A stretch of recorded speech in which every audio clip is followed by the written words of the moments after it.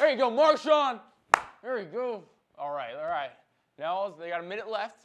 They got 2 timeouts. They got plenty of time. Just got to run the ball here. All right. They're coming out of the shotgun, so this is probably just going to be a read option. Oh, okay, they're going to pass. This is going to...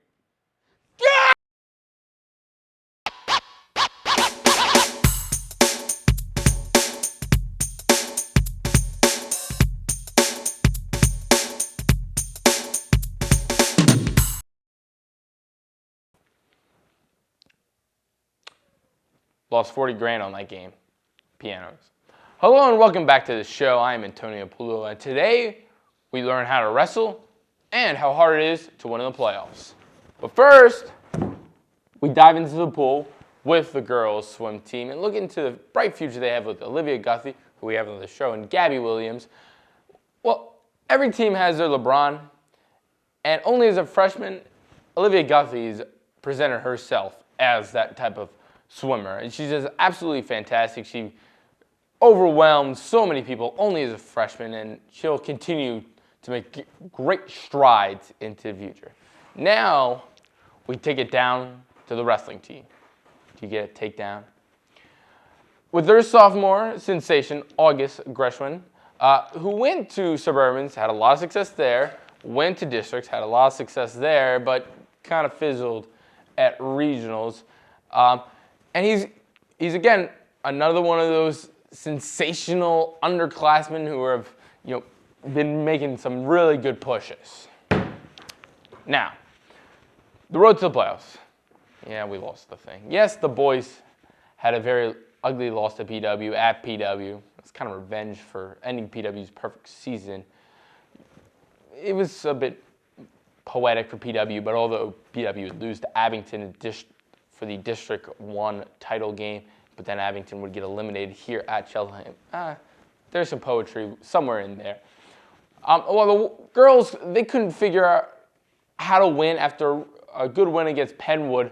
They went to Garnet Valley and lost after Ashley Jones, the superstar freshman. And don't get down. The only reason why they were really in that game was because of Ashley. Granite Valley had just made 12 points, had gotten 12 points, I think 4 or 5 threes in a row. And Ashley, in like 50 seconds, made 3 threes alone. I mean, it was outrageous. So, they lost, and then they got to play another game against CB South, and that game just didn't feel right, and they weren't able to get control, get back into focus, and that's how their season ended. They had some really great players in Monet McGorda and Mari Trueheart, who finished out their careers a little sad, but definitely going to miss them. But there's still some bright future in the head. Now, when we'll talk a little bit more about that with Chris Manser, the assistant coach for the girls, a little bit later. But next we have on the show Olivia Guthy. So we will be right back. Hello and welcome back to the show. We're here with freshman Olivia Guthy, the freshman superstar, I'm assuming. Olivia, you went from the 8th grade to the 9th grade, and you're already winning. Yep. How's this transition been? It's been really different. I mean, I started out on CAC, and that was it was a big change from, USA swimming to high school swimming, but it was definitely really exciting, and it was a lot of fun. Was it more difficult? Was it less difficult? Was it, you're a great swimmer. Did it not just make a difference? It was not more difficult. It was just a lot different being on a lot closer to the team, and it was different socially, experience. Okay. All right. You do have some records already. I have the 200. The 200 and the 500? No, the 500. Oh, is that Gabby? Did she go? She has the 100 back. Oh, 100. So I'm gonna play clueless again here. But you did win Suburbans, I believe. Yeah. In the 200 and the 500 free. Just first year in Suburbans. Yep. And you're already winning. I mean, that must be exciting. Very exciting. To say, a great president that's gonna stand within for years. Against, there are some pretty good schools, and Upper Dublin's usually very good. Mm-hmm. Definitely, very it was very nerve-wracking going into Suburbans, knowing all these there are seniors that are, 6 feet tall, and it was nerve-wracking, but it was exciting. And now, like I said, mentioned a million times already in this interview, you're only a freshman, so you have a long future. I mean, not just for next year, but I mean, by senior year, what do you want to accomplish? What's the big picture? Well, next year I'm hoping to make it into states, and I want the 500 record, definitely. Yeah. And this year at districts, it was kind of, disappointing. I didn't really do as well as I wanted to, but I definitely want to improve those times and do better at districts next year. All right, well, thank you for being on, Olivia. Best of luck the next 3 years, and we'll be right back. Hello, and we're back here with the first edition of final edition of the Road to the Playoffs with Mr. Chris Manser to talk about the girls' playoff run, and they had a nice one against Penwood at Cheltenham. Yeah, it's a team we had played before, and we had a lot of confidence in our ability to play with Penwood and to beat them. And Penwood's a very, very talented team, so they brought a lot to the table, and we just actually both teams kind of got into foul trouble, but I think it really hurt Penwood a great deal. They were making a little bit of a run at us in the fourth quarter, and one of their best players fouled out, and that kind of took the air out of it for them. So the girls were able to open it up for a pretty comfortable victory. But it was nice to for the girls who have been working for this is their third year towards earning a home playoff game, and they were able to do that, and they were able to play in front of our fans and their parents and pick up a good win against a really good team. It was a great win by the girls, and then they went to Granite Valley, and that was a bit of a tough loss, even though Ashley played great right about up to the fourth quarter, where she started to struggle a little bit. Yeah, I think everyone struggled in the fourth quarter, and we struggled especially in the second quarter. I don't know that I've ever seen a team hit 7 threes in a quarter, and Garnet Valley had 21 points in the second quarter, all on threes, and that's a home court advantage for you. I mean, we talked about after the game, if that game's at our place, Garnet Valley doesn't do that. Teams don't shoot that well in other teams' gyms, but to their credit, they took advantage of it. They had a rough experience last year where Abington came to their place and beat them, and Garnet Valley learned from that experience, and they were much tougher down the stretch, but the girls did a great job battling back from a double-digit deficit, as you mentioned, led by Ashley, and we had opportunities to win the game in the fourth quarter, and sometimes things just don't go your way, and we had opportunities, couldn't take advantage of them, and Garnet Valley held on to their credit. And then they went to CB South, and the winner of this got a guaranteed state playoff spot, but then the girls just didn't play well at CB South again. No, it's the 9-10 playback bracket. So even if the girls had won and had beaten CB South, we would have had to win one more game to guarantee after that. But CB South is a very well-coached team. They're very disciplined defensively, and they gave us a lot of trouble. They came out and played a straight man-to-man, which most teams won't do, and they really did a nice job locking down Amari and Ashley and made it difficult for them to get anything going, really. And as anybody who watches us knows, they're the key to our offense. And when the two of them are struggling, it becomes difficult, for us to get on track offensively. And it just never happened for us. But again, to their credit, they played very, very well. They were very prepared, and they defended their home floor.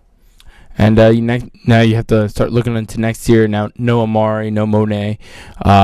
You're going to have to replace 2 spots, and really, you're really going to have to replace Amari because Danielle could fill in for Monet. She's done it in the past. I mean, that's going to be a tough transition. Yeah, well, I think we're in that spot where we have Gabby Wright coming back. We have Nashira Brown coming back. Mia Leonard has made some strides on the JV team, but it's another someone playing a power forward or center spot that we seem to have some experience at the 4 and the 5 spot, and maybe even the 3 spot with some experience from Danielle Brown. But it's going to be replacing the ball handling that's going to be difficult because you're going to have to get the ball to those ladies down low on the block for them to be able to score and perform like we know that they can. But hopefully we'll see the benefits of throwing Nashira into the fire when she was a freshman. And as Coach Nolan always says, she probably wasn't ready for it. but she's benefiting from it now, and that she's defensively, she's very reliable. She's great in the back of our press, and Gabby the same way is now a 3-year varsity starter, and she could take some of that ball handling responsibility as a secondary ball handler. She's shown the ability to do that, so we fully expect those girls to continue to develop, playing over the summer and coming to open gyms and stuff like that, and we'll see what next year brings. We'll have a different kind of team, but as always, you look forward to it because it's a new challenge, and we have a great group of young women playing for us. So we're blessed in that way. Well, thank you for being on, and best of luck next season. Thank you. Hello, and welcome back to the show. We're here with David Aaron to talk about how the boys finished out their season. David, you making a documentary. How's that been coming along?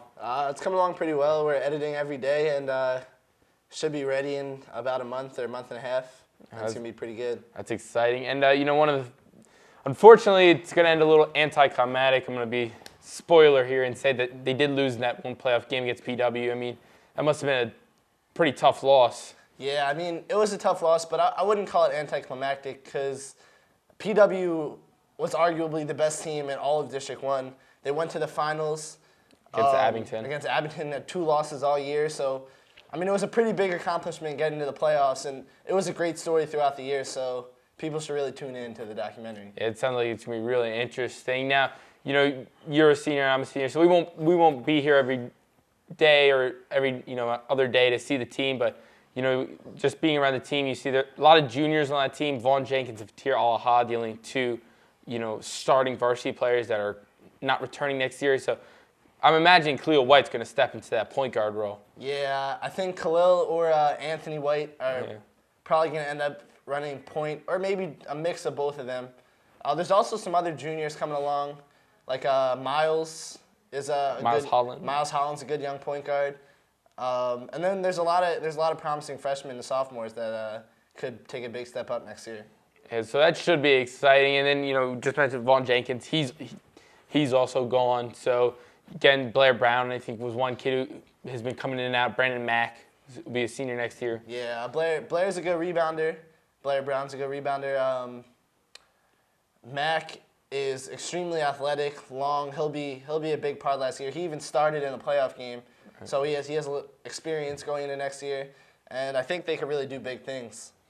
All right, well, thank you for being on. Thanks. Best of luck in your future endeavors. You know what? Thanks.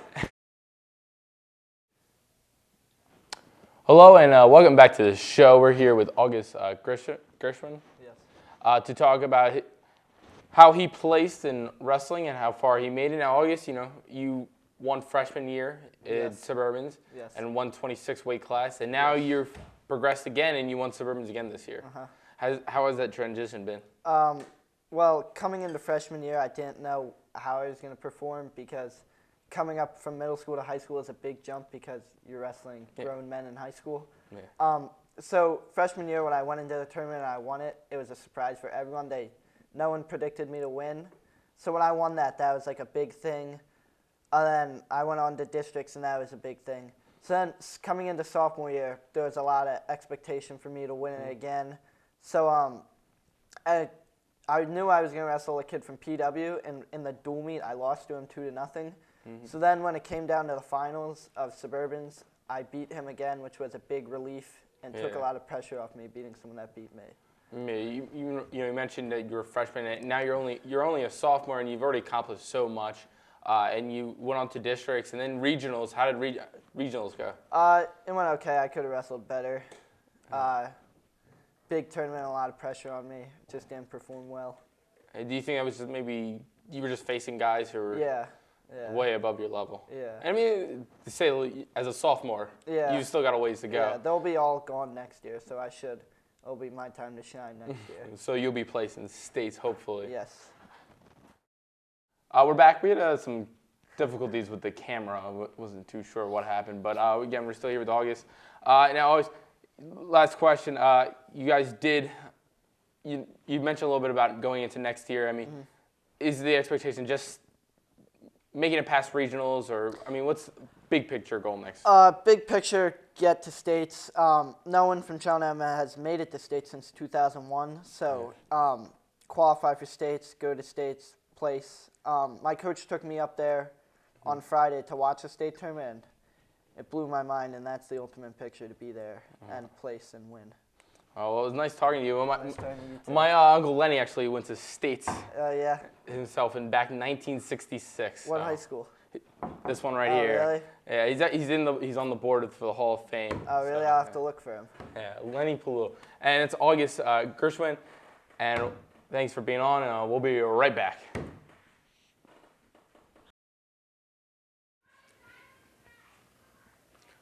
Let's get major. The New England Patriots are Super Bowl champions again. They cheated again. Well, make what you will of the Deflategate. Okay, keep it coming. One more. Less of a joke, more commentary, but you get the point. The Patriots were a yard away from losing a game they really had no business in. I mean, Brady played great, throwing the ball an average of 6.56 yards per attempt, making him the greatest QB of all time, clearly. But I think most people have forgot about that other guy, Joe Cool. What is it, 9.36 yards per attempt in his career in Super Bowls. And by the way, he's 4-0 in those Super Bowls. Brady, on the other hand, is 6.5 yards per attempt. Although the king idiot is Pete Carroll. Kingpin. I like the movie. It's all right. It's pretty funny.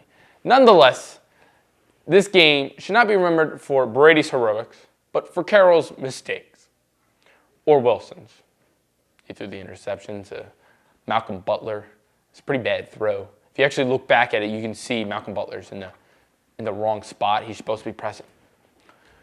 So, Brady is only great if the other team makes a huge mistake or if they cheat. And in Tom Brady's book, that's A-okay. Well, that's the show, folks. Ellis, thank you. Olivia, and the other guests I had, I shot this on Monday.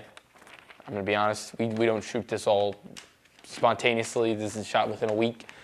So, secret's out, right? Thank Olivia and whoever else we had on. I'm pretty sure we're going to get David and Manser on. Thank them. Thank Anna for being quiet while we shot this again. Thank you. Ferriola, big A+ by you. And congratulations to the track team. We'll have them all next week. Oh, that just missed. We'll see you next time.